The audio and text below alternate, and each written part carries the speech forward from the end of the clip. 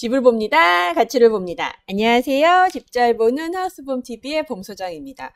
2022년도 한 달이 훌쩍 가버렸습니다. 이제 이번 주말이면 설날인데요. 새해 첫 달 구리 갈매 부동산 어떤 움직임들을 보였는지 간단하게 브리핑 해드리도록 하겠습니다. 궁금하시다면 같이 보실게요. 고고!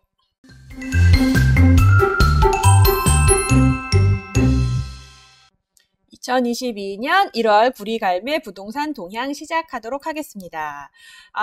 갈매동 많이 이제 보셔서 이제 암기하실 수도 있으시죠?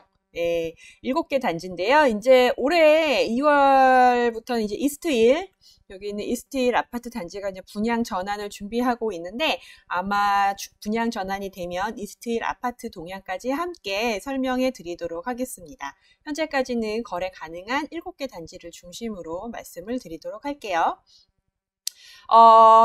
매번 말씀드린 것처럼 저희 부동산만을 기준으로 설명을 합니다. 그래서 믿으셔도 되고 안 믿으셔도 되고 일단 제가 정확하게 말씀드릴 수 있는 건 저희 부동산이기 때문에 저희 부동산을 기준으로 설명을 드릴 거고요.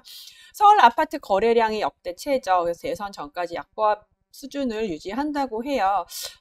대부분의 분위기가 그러한 것 같습니다. 그래서 그 관련된 내용 하고요. 그리고 구리갈매 역세권 신혼희망 타운 경쟁률이 3.6대 1 정도 나왔어요. 이게 높은 건지 낮은 건지 설명드릴게요.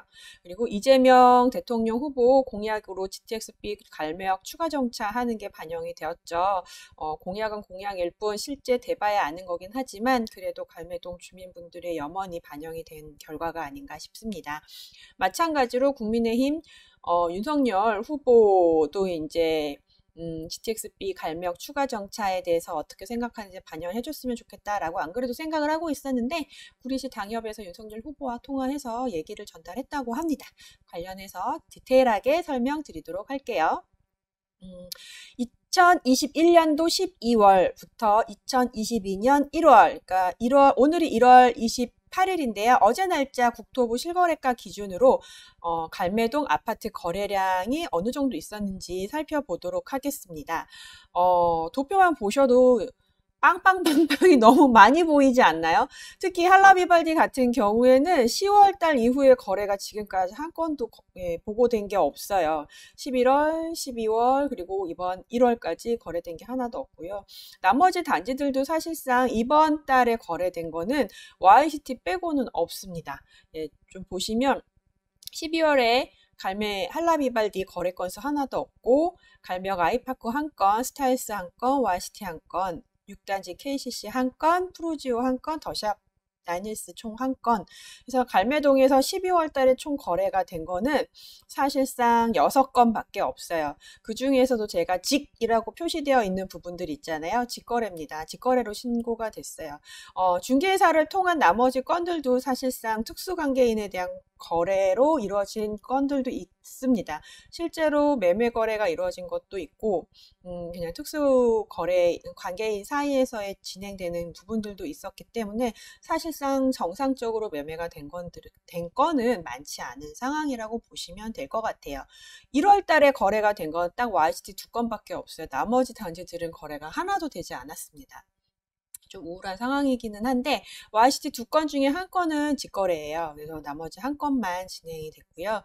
그래서 지금 부동산 사장님들도 되게 우울하시고요.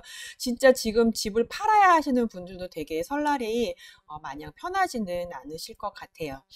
신고가는 사실상 변동이 없습니다. 지금 거래가 되는 것들은 거의 금매건들을 중심으로 해서 거래가 이루어지고 있기 때문에 하향 거래가 되고 있습니다. 여러 군데에서 이야기하는 것처럼 이제 설날 이후 그리고 대선 이후가 되면 거래가 좀 많이 살아나서 신고가도 나오고 거래량도 좀 많아져서 다들 조금 고민거리가 없으셨으면 좋겠다는 소박한 바람 가져봅니다.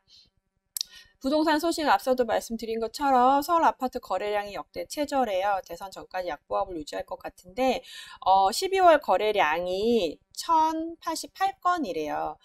기본적으로 서울시 거래량이 보통은 5,000건을 기준으로 해서 5,000건보다 많으면 거래가 되게 많다. 5,000건보다 밑으로 내려가면 거래량이 좀 줄었다라고 얘기들을 하시거든요. 근데 지금 1088건이면 굉장히 적은 양이라고 보시면 됩니다. 서울에 있는 아파트 정말 많잖아요. 근데 그 중에서 1088건밖에 거래가 안 됐다는 거는 거래량이 거의 없다라고 보시면 될 것 같아요. 이게 이제 12월 거래량으로는 역대 최저고, 금융위기가 닥쳤던 2008년 12월이 1,523건이라고 하니까 그거보다도 적은 수치라고 보시면 될 것 같아요. 기사에도 나와 있는 것처럼 최근의 거래 절벽은 아주 심각한 상황이고요. 그다음에 8월 이후, 작년 8월 이후에 이제 본격화된 주택담보대출 규제 강화, 대출 금리 인상, 그리고 집값이 너무 오른 거 아니야? 고점으로 인식하고 계시죠? 그리고 대선 이후에 정책이 어떻게 변화가 될지 되게 불확실성이 크기 때문에 관망세가 짙어졌다라고 많이들 보고 계십니다. 뭐 갈매동도 마찬가지인데요.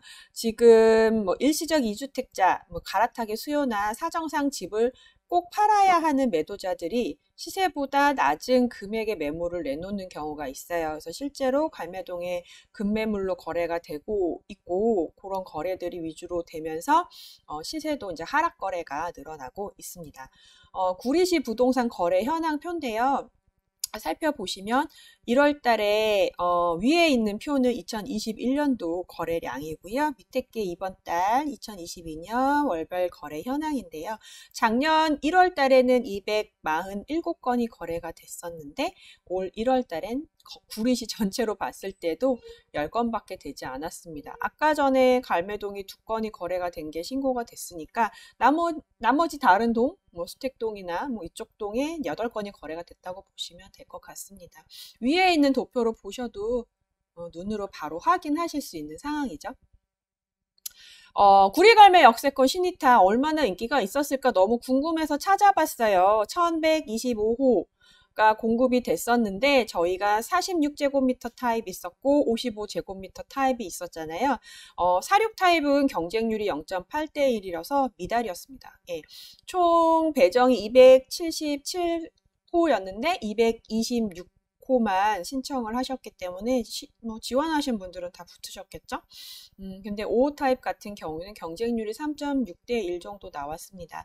이 3.6대 1이 신혼희망 타운 평균 경쟁률이 3.5대 1이에요. 3.5대 1인데 우리가 3.6대 1을 나타냈다는 거는 5호 타입은 그냥 평타, 기존에 나왔던 신혼희망 타운들이랑 비교했을 때 그냥 평균적이다, 뭐 인기가 많고 적고 따지지 않고 그냥 평균적이다라고 보시면 될 것 같고 46 타입은 오히려 미달이었으니까 그렇게 크게 인기가 있었다고는 보기는 힘들 거예요. 근데 이게 구리갈매 입지가 안 좋아서의 문제이기보다는 사실 이제 신이타가 워낙에 평형이 작잖아요. 그러니까 선호도가 좀 떨어지는 중소형, 그러니까 소형 평수가 많고 그리고 거기다가 시세 차익을 일부러 또 나눠야 하고 이런 부담감 이런 것들이 좀 워낙에 많다 보니까 경쟁률이 전반적으로 좀 낮았다고 보시면 될 것 같습니다. 시장에서 많이들 선호하지는 않는다라는 거죠. 예, 그래서 구리갈매, 뭐 남양주 왕숙, 서울 대방은 당연히 뭐 66.9. 당연히 경쟁률 높을 수밖에 없는 거고, 뭐 이렇게 좀 제가 표를 다 붙이진 않았는데, 고양 창릉이 5.7대 1, 뭐 여기가 조금 높을 수 있네요. 네, 여기가 높고, 뭐 나머지들은 뭐 거의 비슷합니다. 네, 그래서 이런 정도의 경쟁률을 보였다라고 궁금해하시는 분들이 많으실 것 같아서 올려봤습니다.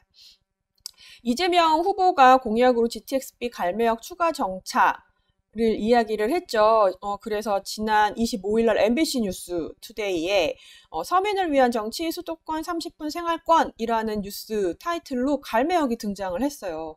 이거 굉장히 갈매동에 있는 주민분들은 흥분할 수밖에 없죠. 그리고 특히 이제 GTX 플러스 프로젝트 설명을 할 때 GTX-B 노선에 이렇게 갈매역이 딱 표기돼서 브리핑이 됐습니다.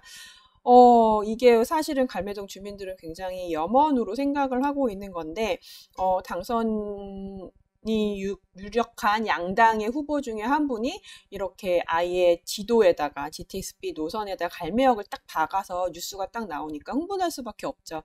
그래서 이제 1인 시위 하셨고, 우리가 또 단체로 또 서명도 했고, 여러 중요하신 분들께서 또 열심히 뛰고 계시고 하다 보니까 이런 다양한 노력들이 어찌됐든 간에 여당 후보로 나온 대통령 후보의 공약으로 좀 채택이 됐기 때문에 뭔가 우리의 노력이 헛된 건 아니었구나, 뭔가 이게 좋은 시그널로 작용할 수 있겠구나라는 희망적인 메시지로 좀 받아들여졌던 것 같습니다. 뭐 공약은 공약일 뿐이긴 하겠지만 그래도 희망은 가져볼 수 있다라는 거, 그리고 눈에 딱 보인다는 것 자체가 되게 흐뭇한 뉴스가 아닌가 싶었습니다. 근데 이재명 대통령 후보가 구리시 자체로의 공약도 여러 가지를 내세웠어요. 다양한 공약 중에서 이제 갈매동이 염원하는 건 딱 하나잖아요. 교통 개선. 예, 그래서 GTX-B 갈매역 정차를 적극 추진하겠다. 그리고 마석 상봉 배차 간격을 단축하고 화랑대에서 갈매역 사이에 트램을 신설해서 갈매동의 교통 대책을 마련하겠다. 사실 다른 공약 뭐 플랫폼 시티 어찌고 이런 거는 사실 크게 관심을 안 갖는데 갈매동 분들은 진짜 3번 이거 하나만 되면 그냥 모든 게 끝나는 거 아닙니까? 그래서 3번을 제일 염원하는 거를 정책에 공약에 반영을 해 주신 것 같아요.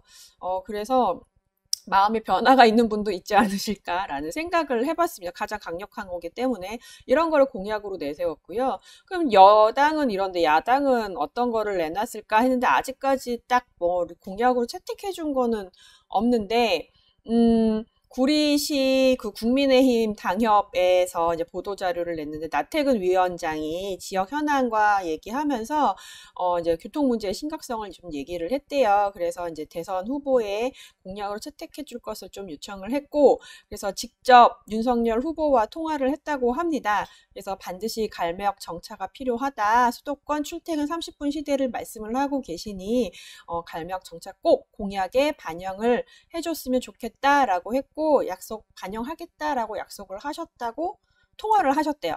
그래서 진짜로 나올지는 모르겠지만 어쨌든 긍정적으로 반영하겠다라고 하시니 뭐 어떤 분이 대통령이 돼도 갈매역 정차에 대해서 약간 힘을 실어주는 발언들이 아니었나.